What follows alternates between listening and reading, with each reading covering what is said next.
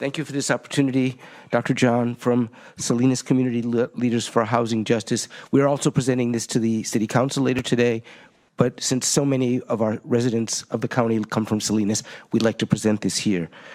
We, Salinas Community Leaders for Housing Justice, are concerned that the recent investigation into the referendum petition signers in Salinas raises important democratic issues regarding free speech, due process, and the right to address grievances under the California and U.S. constitutions. Regarding constitutional problems, the First Amendment of the Constitution in California's own state Constitution both guarantee the right to free speech, petition, and peaceful dissent against government actions, and, of course, to vote. Petitioning the government is explicitly protected. Government retaliation, such as investigations or intimidation of petition signers, can violate these fundamental rights unless clear criminal conduct is demonstrated. Considering democratic concerns, the involvement of law enforcement and the district attorney's office in a context that appears focused on constitutionally protected speech raises red flags for civil liberties. Actions that may suppress speech or discourage civic engagement, especially in smaller communities, are worrying for both democratic practice and legal compliance with state and federal protections. The use of armed investigators to question or interrogate petition signers is a disproportionately aggressive response that could be viewed as intended to suppress lawful dissent.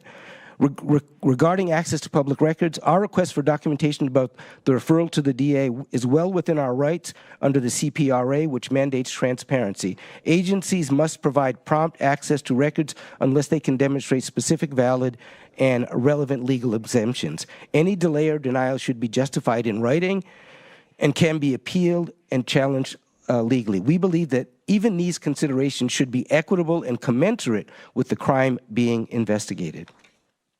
Oh, good afternoon, supervisors. My name is Carrie Swinson. I am a local business owner, small business owner, and also instructor at Hartnell College, and been working on housing for our residents.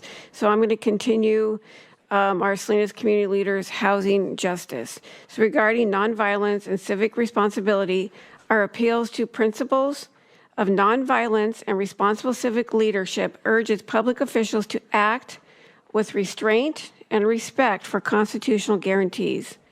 Officials do have discretion, especially in smaller communities, to choose approaches that foster trust and avoid unnecessary escalation against engaged residents. We want you to know we are committed to historic 6 principles of nonviolence, which begin with nonviolence is not for cowards. Steps Salinas Council and the Board of Supervisors can take. Legitimately recognize and publicly acknowledge that through our successful referendum petition drive, the requisite number of people have exerted their protected right of free speech. Do what you can to encourage, promote, and arrange for the discontinuance of clearly abusive and retribution-based DA investigation against the people of Salinas with disclosure. You and your backers know the power of your positions can achieve this. If you want to demonstrate real democratic participatory governance that the people deserve. Our advocacy for democratic norms and constitutional rights in Salinas is both widely protected and critical to ensuring trustworthy local governmental leadership. Thank you.